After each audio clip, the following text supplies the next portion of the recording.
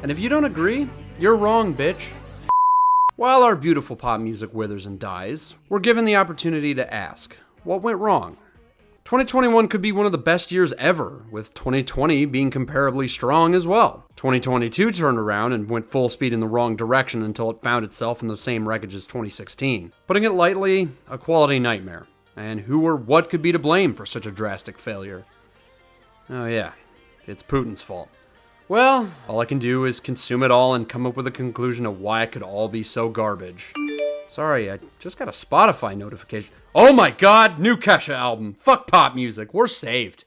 I'm taking a high road. Yes, implying Kesha's 5th LP is gonna set fire to the charts is funny enough as it is.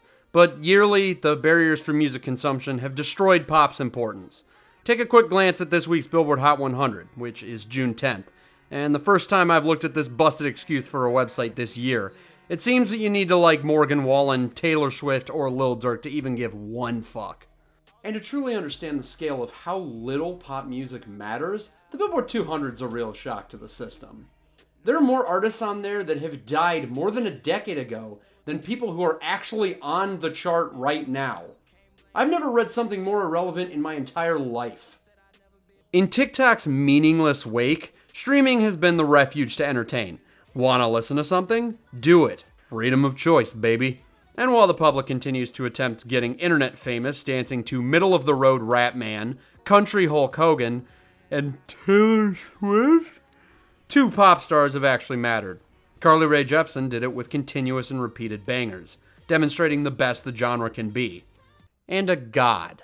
I'm a motherfucking woman. Kesha, being one of pop's best artists at the time, may have seemed like injury-prone Steph Curry amounting to some kind of all-star, but the greats proved themselves. 40% of Dr. Fuckface's success is thanks to Kesha. When they tried to keep her down for speaking out, she clapped back with the best fuck you song of all time. When she was out of the popular eye, she made the best pop album of the 2020s. Today we have Gag Order, Kesha's shift to Eilish indie pop. It's only the second time she's managed to take somebody else's niche and made it better. Definitely not an easy realm to succeed at. We've seen countless examples of floundering children trying to hone in on "I'm young and sad," but Billie was the only one smart enough to use her age to make her lyrics infinite, universal.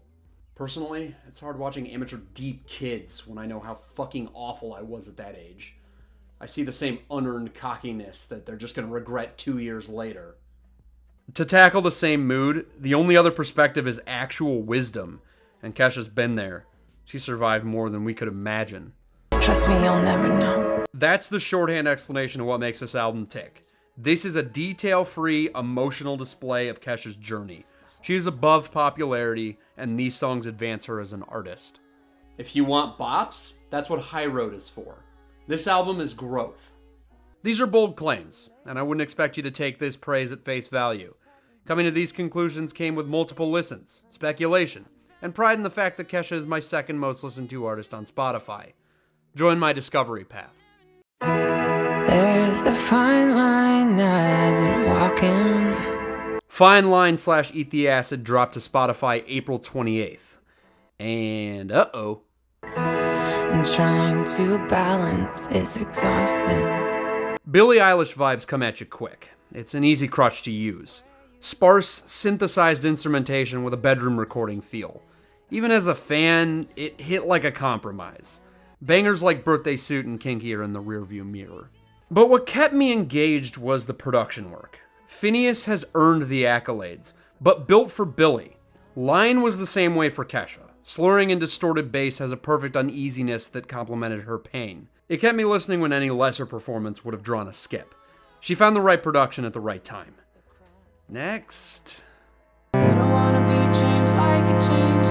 I was equally uneased by Eat the Acid's limited scope, fearing this directional change would be permanent. Reminds me a lot of Poppy's Fall. I think I Disagree is pretty good, but locking in as a heavy metal artist has strangled the melodic magic she was best at. Heavy metal Kesha. But there's something to it that even the repetition doesn't sully. Keeps you locked in until it opens up beautifully in the last 20 feet. I mean, last chorus. Sorry, bowling on the brain. You said don't ever eat the acid. Talk of deities and self-improvement may also be repetitive to Kesha's career for Phase 2, but she's earned the platform. She knows better than anybody what being a Phoenix is like, and we're lucky to have her soldiering on at all. I may have only kept Acid for my 1200 songs that are good playlist, but there lingered an urge to keep playing them. What's right and what we just gotten used to. By the time Gag Order came out, I liked them both. Fine Line has a way of wearing you down. Fine line between surviving and living. And Shit on them, Queen. Even releasing those were good enough. But come May 19th... Gag Order felt a little disappointing like the singles. We were in for another form of Kesha. But she hadn't lost her touch. It is more real than work can handle, which is when I listen to my albums. don't fucking call me a fighter, don't fucking call me a joke, you have no fucking idea. That's what is always connected with Phase 2. There is no transparency about how she feels. Discretion, that's a different story. Trust me, you'll never know. But she's not just surviving, she's stronger. I will say, this may be better than High Road as a cohesive album, but there aren't any songs that match her classics. And while that's preferred, it's not necessary when the album flies. It's more reminded me of two albums that failed to match Kesha's magic. I'll start with the better of the two. Billy. While good enough to be on my vinyl shelf, Billy's most popular album needs a certain mood. Most of her work works with some preparation. Reliving pain, processing life's steady decay, gripping a hold of defeat and sadness. But nothing ever... To keep it consistent, I listen to all these albums I'm talking about at work. Nothing like the neutral joys of the grind to make album judgments impartial. Eat the acid. Can do. And many albums like Billy's make me anxious at work, because time is a limited quantity to not be wasted. If I'm not feeling it, why am I trudging through mediocrity? I could be padding my Stats FM until I'm finally Evie Evie's biggest fan. I'm at Dick Toffin, be my friend. All 4 of you who will see this video. My point is the great albums don't need a headspace to be enjoyed. Enter Gag Order. Kesha understands control. She will destroy any mood you're feeling and replace it with friendly empathy. Is happy. Cowboy Boots, Hate Me Harder, Something to Believe In. Sidetracks that are timeless examples of her close connectivity to her audience. Not to say Billy hasn't hit that as well, it just requires the mood. Kesha is universal. So When We All Fall Asleep is a good album, but it's not a departure from what I expected. Gag Order reminds me of a different artist shift in direction. And when I'm thinking about After Laughter, I'm thinking of the wet fart that followed. Simmer, simmer, simmer, simmer, simmer down. Hayley Williams' Petals for Armor has been one of my most disappointed albums of the last 5 years. And while this one statement has already inspired half of this video's comments, it was better the second time around. Like Modern Warfare Remastered, you can't judge this as another Paramore offshoot. She made the album for her. It may be muddy, redundant, and less than her usual work, but she did it!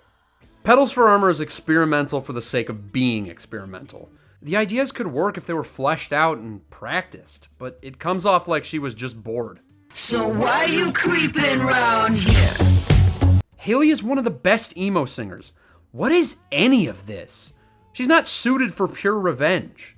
This thing goes from Pleased for Calm to Persistent Anger to this. For an album explicitly about one asshole, it hops around like a pop album, which it is dramatically not. Sudden desire. Outside of Over Yet and RLVI, hooks are missing, which wouldn't be an issue if the whole thing was even a little cohesive. You think it's frustrating listening to Billy when you're not in the right mood? Try listening to an album that doesn't work in any mood.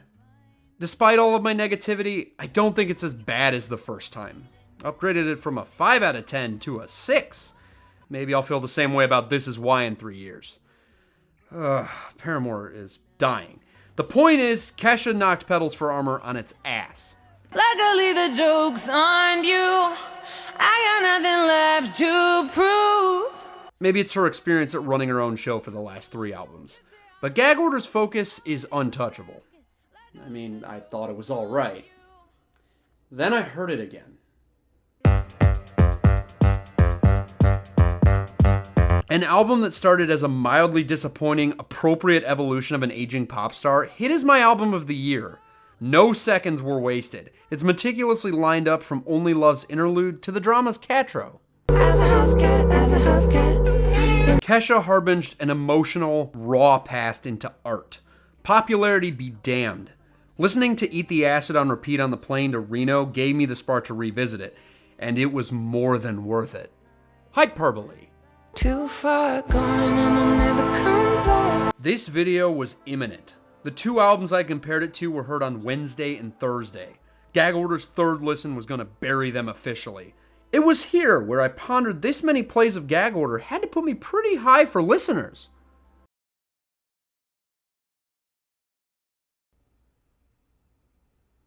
Why? And now, a brief tangent on Spotify's streaming fraud. Fakirs. Streaming fraud is an epidemic, and not in the fun Polo G way. Streaming fraud has 100% contributed to the lame pop landscape we're living. It's fine, I'm over it. But why the fuck are these people publicly displaying their stats?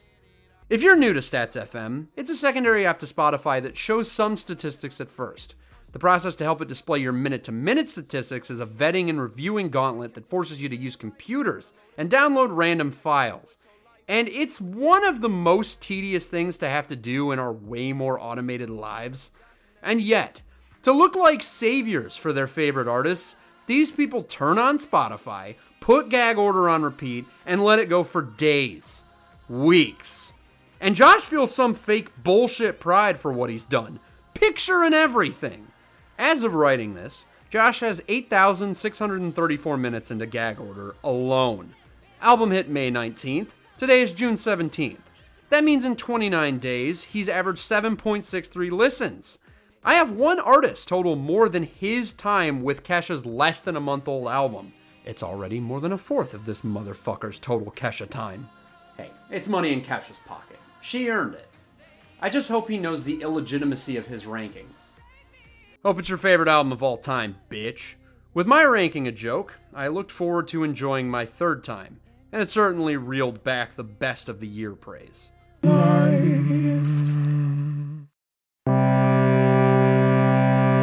Cohesion was this time's focus. Classified as a pop album, which is still technically the branding I have to assess it as. Genres are almost as meaningless as the Josh's streaming accolades. Song to song connect like a puzzle. Now may as well be where I highlight the songs I'm keeping, outside of the singles, obviously. Living in My Head is the album's best window into her vulnerabilities, the same ones that make this project's personal details connect where the other ones failed. Only Love Can Save Us Now is the closest thing to a conventional Kesha pop hit. It's wonderful. The drama is the TikTok song. Too Far Gone is both the fifth stage of grief and a killer Watch the Throne homage. Hate Me Harder is Kesha showcasing that her pipes are as good as ever. And Happy? Playing with my innocence, I got a casino. Whoop, whoop, whoop, whoop, whoop. Jackpot. I think you get the idea. Shut up, eat your breakfast. Gag Order is not a return to legendary form. It's a legend raising the bar higher. She transitioned from one of the teen's best single artists to one of the best album makers of the generation. It's an album that hardens its glory after 2 listens, because it's just too deep to be appreciated. Gag Order, Kesha's best LP, 9 out of 10. Yes, I know that's what I gave the last one.